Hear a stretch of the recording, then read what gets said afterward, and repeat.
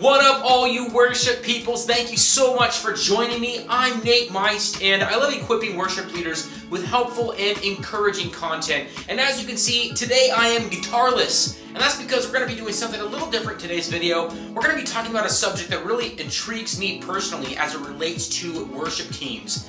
Paid musician versus volunteer musician. Which is better? Let's get into it.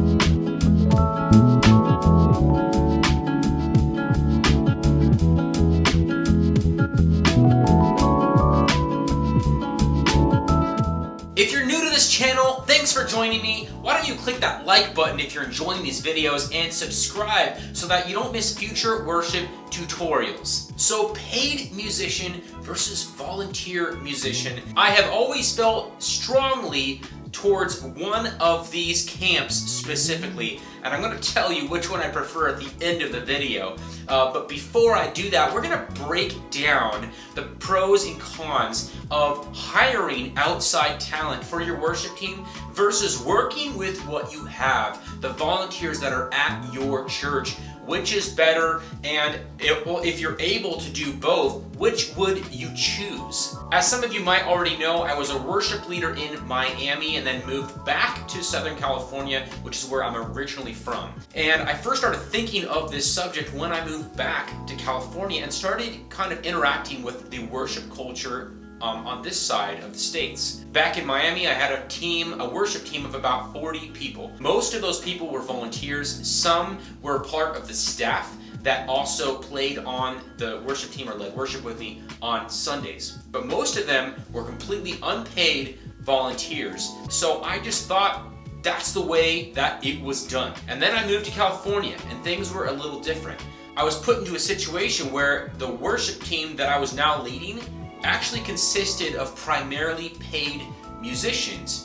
And at first, that was a little jarring to me. Like, I wasn't used to that kind of team build, and it was something that I kind of struggled with, something that I kind of fought against, but it was the situation that, I found myself in, and I had to just make do with what was given to me. As I continued leading worship here in SoCal, I started realizing there are benefits to having paid musicians play at your church and kind of having to interact with these amazing people that love Jesus, people that did this kind of for a living. And so now I've kind of seen both sides of the spectrum. I've been on the volunteer only side and seen the benefits of that and seen the drawbacks as well.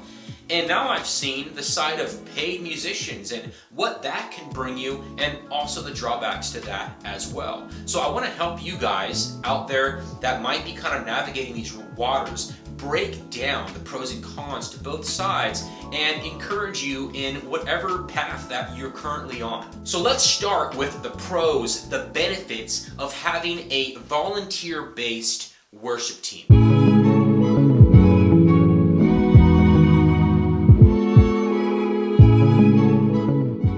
Going to do a cons list for either of these camps because the pros, if reversed, can really just be the cons for the other side, if that makes sense. So the pros for volunteer musicians.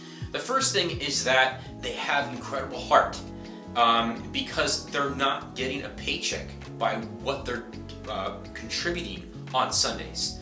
They're not getting paid for it. They're giving up their time willingly.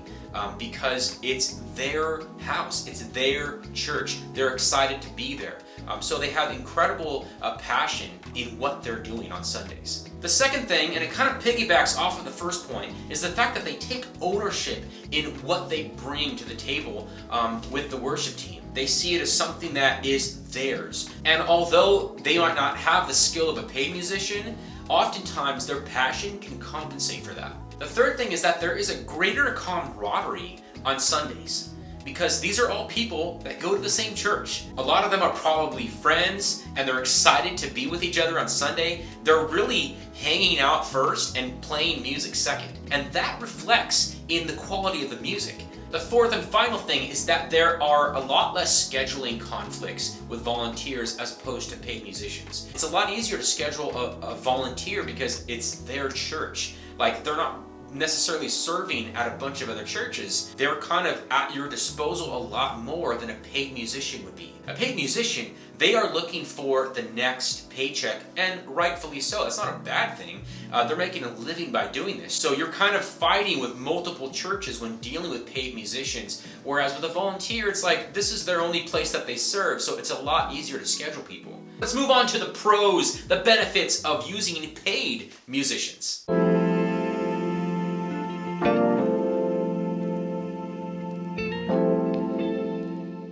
First thing is that you are typically going to get a better quality sound with paid musicians. Now this is generally speaking because I have had some volunteers that have had insane talent, that have rivaled, if not beat, the talent that you can find in an outside hire. But generally speaking, you are going to be hiring someone that does this for a living. They might do studio work or session work, and they gig and they play with another band, and this is what they do. So when they step into this environment, it's like, you know, breathing oxygen for them. The second benefit from having a paid musician is that you can expect more from them because of that paycheck. You can push them a little harder. When they show up late to rehearsal, it's like, you're gonna have that talk with them because, dude, you're getting paid for this. I need you here on time. I need you completely prepared. Otherwise, I just won't hire you again. It's that simple. So because of that paycheck, you can expect a little more from a paid musician. The third benefit in hiring from the outside is that you get to expose yourself and your team and your church to a greater pool of talent, and most likely guys that are going to be better than you. When you surround yourself with people that are better than you, you will inevitably be better because of that. The fourth and final thing kind of piggybacks off of number 3, but that is the opportunity that you have to network with a larger creative community.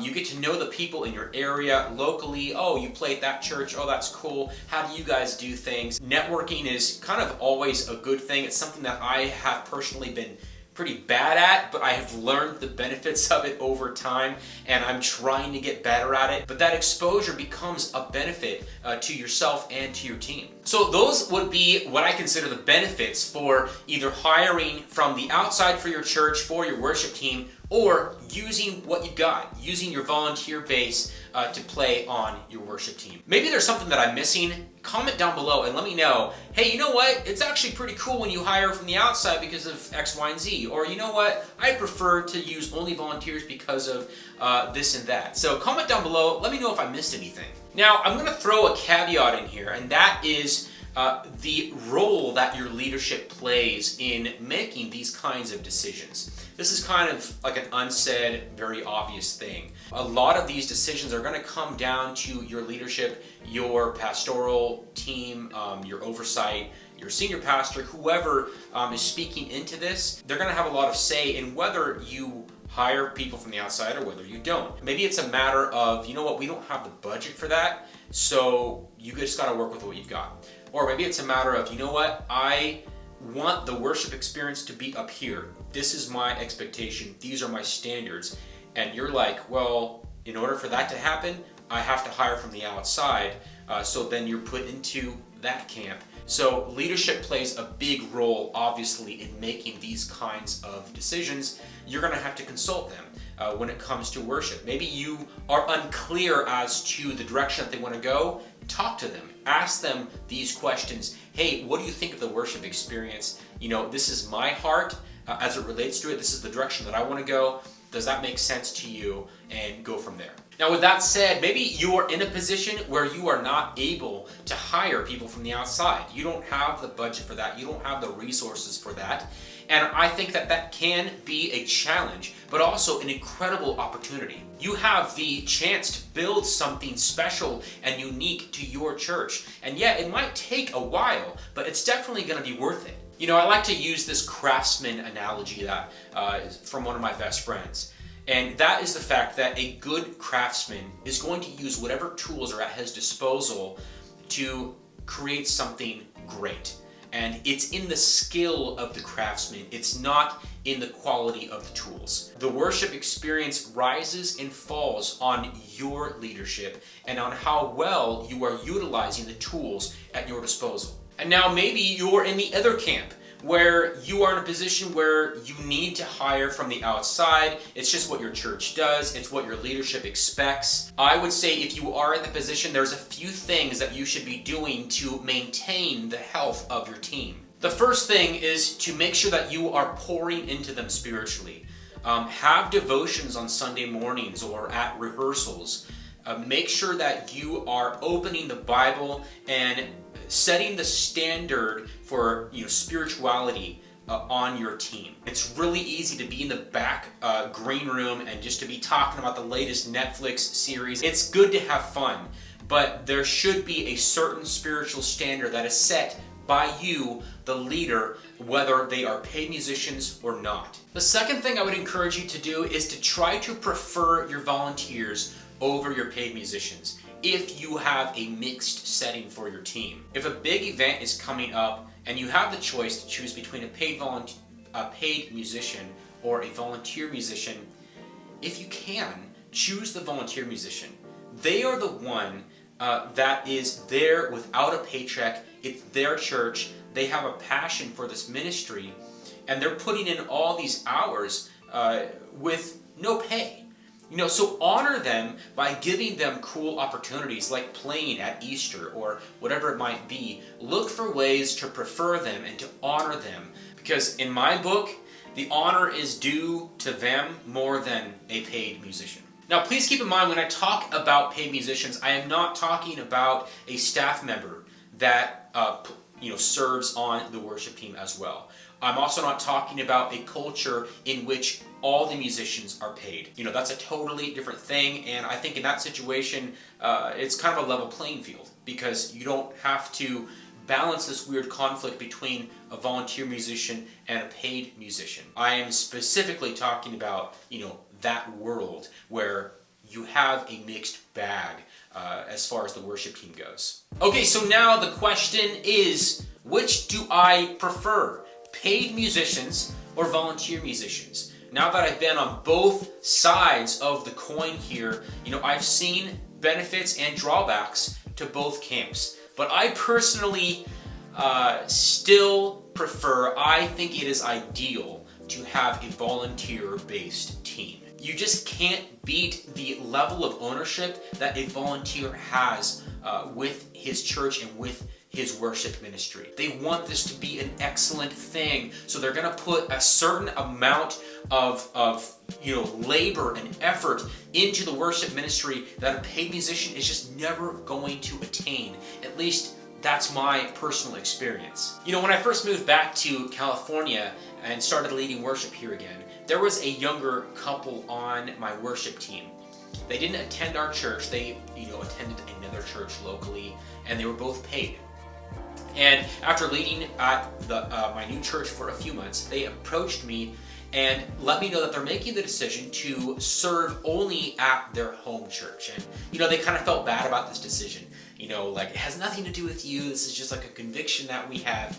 But I let them know, I think that's an amazing decision, and I'm stoked that you're doing that. I don't think the healthiest thing for the church at large is to have its volunteers hopping around from church to church to church. I personally think the healthiest thing for the Big C church is to have its volunteers rooted at one place, serving consistently. It doesn't mean that you can't visit a different church occasionally, but only that your primary source of edification, fellowship, communion, worship, servitude is found at one place. Now that that little Nate rant is over, I can wrap up this video now. But as you can see, guys, there are benefits to both camps here. If you're in a place where you are hiring musicians, there are incredible things to be experienced and learned when it comes to that, and things that I think you should watch out for. And as you guys now know, my preferred camp would be a volunteer-based worship team. And although that might be the longer path to be on, and it certainly is, and it certainly has its challenges, I think that it's definitely the more rewarding one. I really think that this is an interesting topic and one that I have been mulling over personally for, 10, 15 years. So I would love to hear from you guys. I am just one voice. I don't know like anything. And this is just one worship leader's opinion. So comment down below. Let me know what you guys think and what experiences that you've had in dealing with paid musician environment and volunteer-based musician environment. Does that make sense? Either way, comment down below. I want to hear from you guys, and I hope that this video was helpful and encouraging for you guys in whatever situation you might find yourself in. I'll see you guys in the next video.